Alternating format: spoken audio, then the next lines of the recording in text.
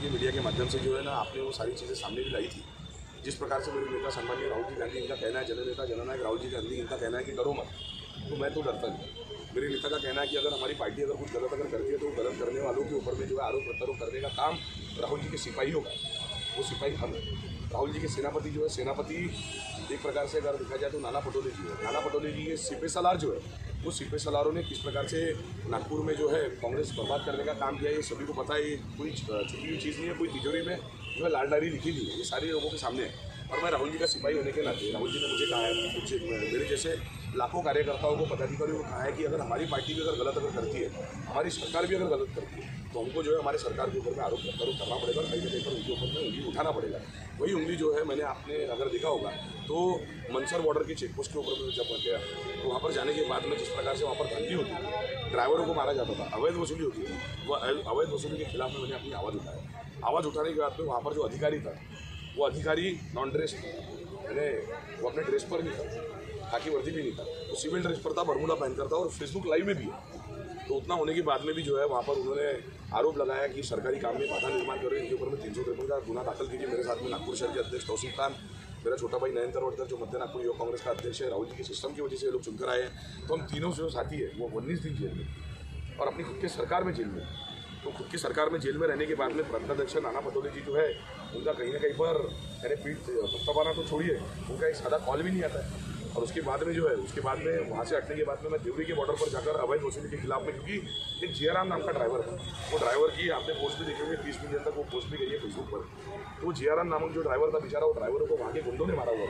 हर check post के ऊपर में गुंडे रखे हुए रहते हैं, अवैध वसूली करते हैं, 60-60, 70-70 लाख रुपये की अवैध वसूली रोजाना होती है। तो देवरी बॉर्डर के ऊपर में जाकर वहाँ पर मैंने सारे नियम निकष का पालन करते हुए, रूल्स एंड रेगुलेशन का पालन करते हुए वहाँ पर मैंने अनुमति मांगी धरना देने के लिए देवरी बॉर्डर पर। देवरी बॉर्डर जो है ये महाराष्ट्र के अंदर आती है और नागपुर से करीब 250 किलोमीटर है। तो मुझे क्या लेना देना था, लेकिन उसके बाद में भी ड्राइवर भाइयों की लड़ाई लड़ने के लिए मैं वहाँ पर देवरी बॉर्डर पर जाकर मैंने वहाँ पर धरना दिया।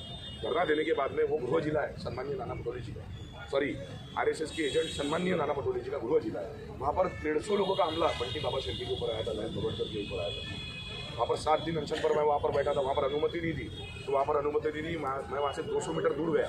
जब महाराष्ट्र में हमारी सरकार रहने के बाद में, महाविकास आघाड़ी की सरकार रहने के बाद में वहाँ पर अनुमति नहीं दी गई, तो मैं छत्तीसगढ़ सरकार से मैं अनुमति लेकर आया। और बॉर्डर पार करने के बाद में, चेकपोस्ट पार करने के बाद में मैंने बाघ नदी पुलिस स्टेशन है, आप अगर कभी अगर जाएंगे देवरी चेकपोस्ट अगर पार किया, रायपुर की तरफ अगर आप गए तो वहाँ पर बाघ नदी पुलिस स्टेशन है, उसके सामने मैं 7 दिन वहाँ पर खड़े करा। और वहाँ पर धरने के बाद में, रहने के बाद में भी नाना पटोले जी के जो गुंडे हैं, यानी उन्होंने जो पाले हुए गुंडे, वो गुंडों के माध्यम से हमला हुआ था। और वहाँ पर जाकर आप पूछ सकते हो देवरी में, और देवरी के वहाँ के तहसीलदार ने हमें अनुमति दी, वहाँ पर थाना जो इंचार्ज था, वो थाना इंचार्ज ने वहाँ पर उनको अनुमति दी, SHO ने, BI ने, पुलिस निरीक्षक ने, उन्होंने अनुमति दी। मैं तो नियम निकष का पालन करते हुए उनको अनुमति मांगा था, लेकिन उन्होंने मुझे अनुमति दी। और रही बात, बंटी बाबा शेट्टी मात्र 4000 वोटों से चुनाव हारा पिछले बार 2019 में।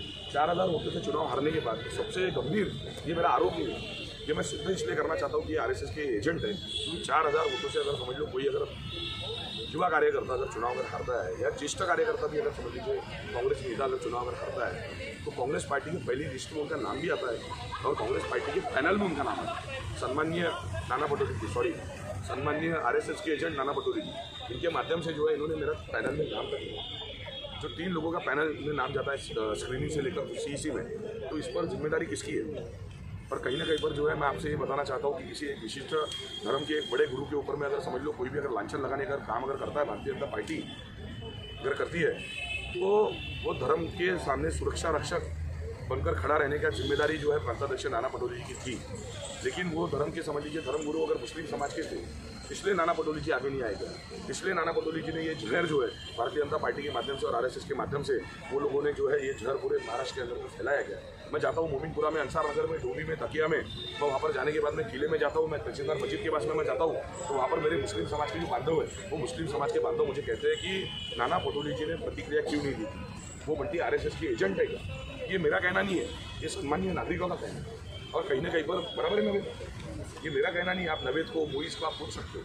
और रही बात कि किसी भी धर्म के अगर समझ लीजिए धर्म के गुरु के ऊपर में अगर इस प्रकार की अगर टीका टिप्पणी आने वाले भविष्य में अगर हुई, और इस प्रकार का विधेयक जो है सरकार ने अगर बनाया नहीं, कोई भी समाज के धर्म गुरु है, तो उसके ऊपर में बंटी शेट्टी जो है मुखर होकर जो है आंदोलन भी करेगा और आने वाले समय में सरकार को दिखा गया भी उनका आईना है।